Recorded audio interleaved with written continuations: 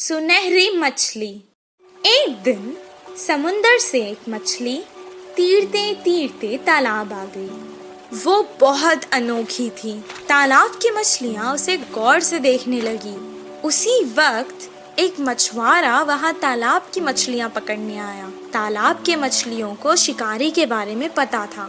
जैसे ही उसने जाल डाला, सारी मछलियाँ तुरंत वहाँ से भाग गई और ये सुनहरी मछली जाल में फंस गई। मछुआरे ने कहा, ये मछली तो कितनी बड़ी है, इसे मैं घर ले जाकर छोटे छोटे टुकड़े कर कर सुखा कर बहुत दिन तक खा सकता हूँ। ओ मछुआरे, मुझे मत मारो, मैं तुम्हारी मदद कर सकती हूँ। मछली की बातें सुनकर, अरे ये मछली तो बात भी कर सकती है, बताओ तुम मेरी क्या मदद कर सकती हो? अभी तो मैं तुम्हें तालाब से निकालकर घर ले जाता हूँ, वरना तो तुम मेरे हाथ से निकल जाओगी। वो मछली को पकड़कर घर को जाने लगा। वो घर पहुँच गया। वो कहने लगा, ए मछली, तुमने तो कहा था कि तुम मेरी मदद करोगी। मुझे बहुत भूख लग रही है, करो मेरी मदद अब। तभी अचानक उसके आगे बहुत सारा खाना प्रकट हुआ। वाह वाह, इतना सारा खाना!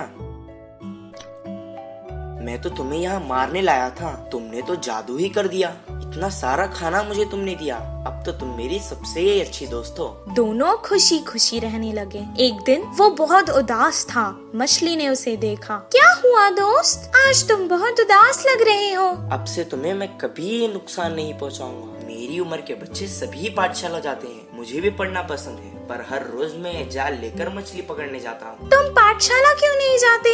मुझे पढ़ना पसंद है, पर मुझे कुछ याद नहीं रहता, इसीलिए मछली पकड़ने के काम पर लगा दिया। मैं तुम्हें एक उपाय बताऊं? मुझे तुम अपने कान तक ले जाओ। मैं तुम्हें एक मंत्र बताऊंगी, उसे पढ़ने से तुम्हें सब कुछ याद रहेगा और तुम अपनी कक्षा में सबसे अव्वल आओगे। तुम्हारी सब प्रशंसा करेंगे।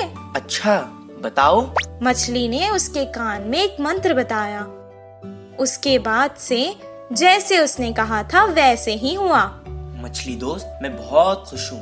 अब मुझे तालाब की बहुत याद आ रही है। चलो हम दोनों तालाब चलते हैं। वो दोनों तालाब के पास चले गए। मछली ने उसे अपने ऊपर बैठा लिया और बहुत जल्दी जल्दी तैरने लगी।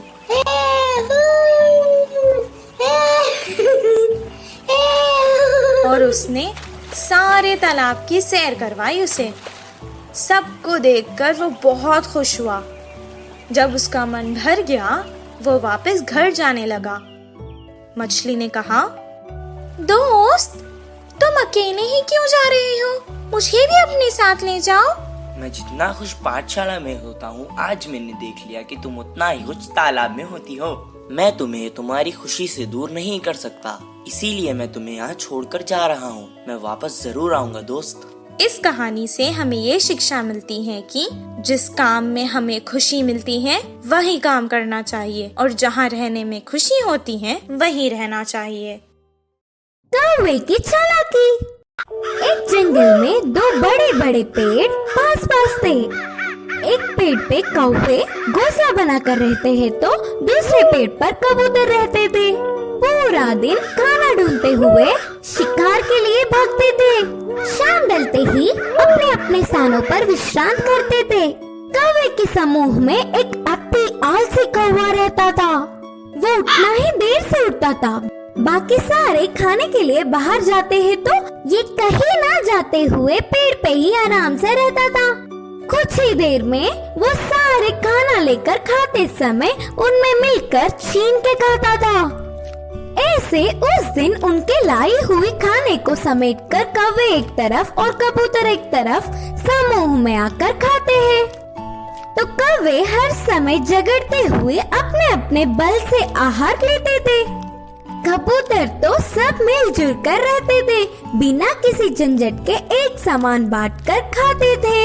उन कबूतरों की एकता देख आलसी कौवे ने सोचा कि आहा, उन कबूतरों को तो देखो कितने अच्छे हैं और हमारे देखो कैसे हैं। छी, अगर जन्म लेना ही है तो शेर की तरह लेना चाहिए या फिर कबूतरों की तरह लेना चाहिए। बोलकर बहुत ही उदास हुआ। कुछ देर सोच में पड़ गया और चालाकी से एक चाल चली। कपड़ों को रंग डालने वाले के घर जाकर सफेद रंग में डूब के उठा। उसके बाद अपने आप को शीशे में देखकर उछलने लगा। देखने के लिए कितना सुंदर हूँ, कोई भी मुझे कबूतर ही सोचेगा और कबूतरों के साथ अच्छे से गा सकूंगा। उड़ते हुए जाकर कबूतरों के समूह में मिल गया। धीरे से अच्छे से गा रहा था। गाने के लिए झगड़ा कर रहे कौवे को देख नफरत करने लगा। ऐसे कुछ दिन बाद उस आलसी कौवा बिना कष्ट किए आराम से रहने लगा। एक दिन भूख से बहुत भाग गया। गले में खाना अटकने से पानी के लिए रोक नहीं पाया और तुरंत बोल के जोर से चिल्लाने लगा। इससे कौवे की पोल खुल गई और क्या, सारे कबूतर मिलके कौवे को चोट से मारते हुए भगा दिया। अरे बाबा, थोड़ी भी रहम ना खाते हुए चोट से मार रहे हैं। अब फायदा नहीं, मैं मेरे रूप में बदलना ही ठीक है, बोल के सोचकर पानी में डूबा। मजाक ये था कि वो कड़ी रंग होने के कारण वो गया ही नहीं। बिना कुछ समझते हुए अकेला ही रह गया। अब देख देख के भूख ना सह पाते हुए आखिर में कौवे के खाना खाकर उनके समूह के पास चिल्लाते हुए आया। वो कोई अजनबी पक्षी है समझकर सारे कौवे एक होकर उसे भगा दिया।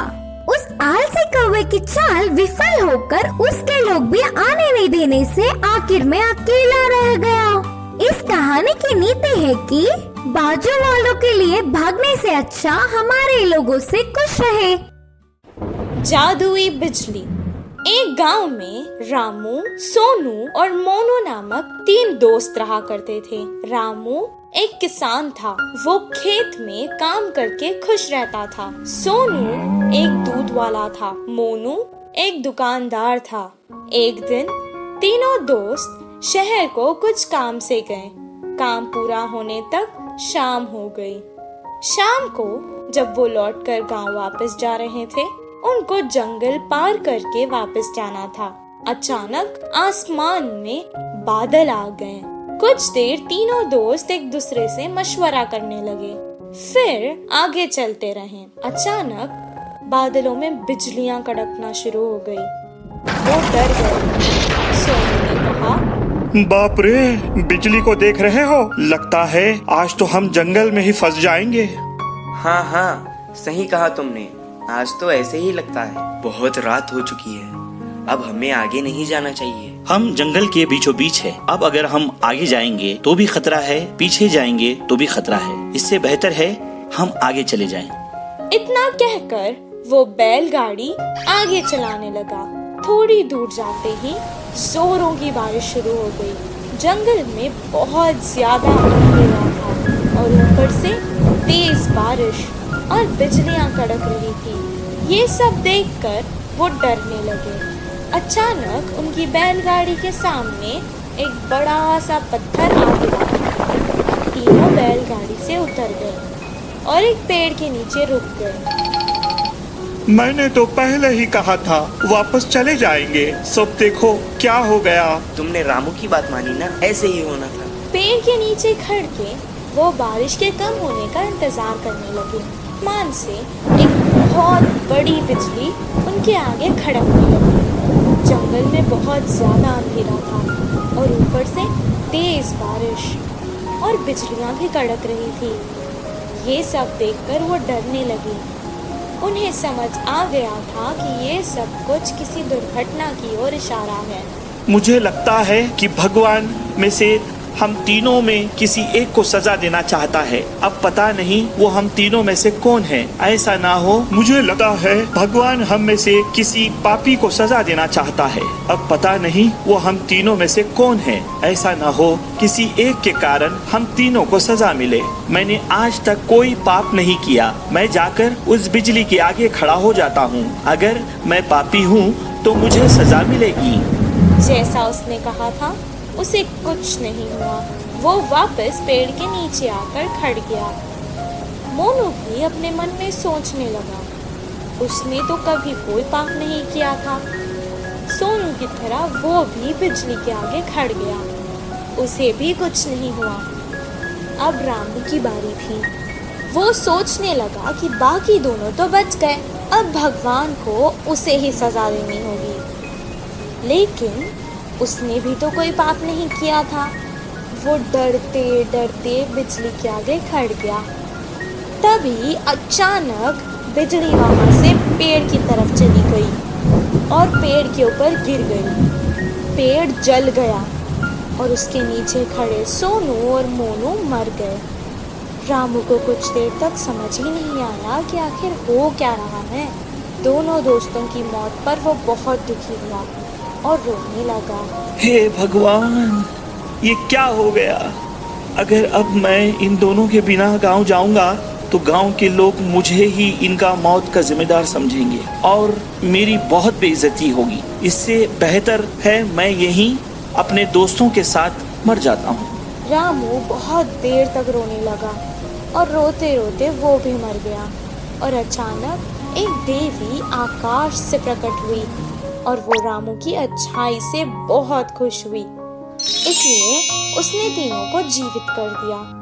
रामू, तुम बहुत अच्छे हो इंसान। रामू, तुम बहुत अच्छे इंसान हो। तुमने कभी कोई पाप नहीं किया है। और तुम्हारे ये दोस्त सोनू, ये जो दूध बेचता था उसमें पानी मिलाया करता था और दूध को बहुत महंगे दाम पर बेचता था। तुम्हारा ये दोस्त मोनू, ये जो व्यापार करता था, ये दुकान के सामान में मिलावट करता था और बहुत महंगे दाम पर बेचता था। तुम ही बताओ, क्या ये पाप नहीं? पर तुम बहुत अच्छे हो, सबकी मदद करते हो। तुमने ऐसे पापियों के लिए अपनी जान दे दी। मुझे अच्छा लगा।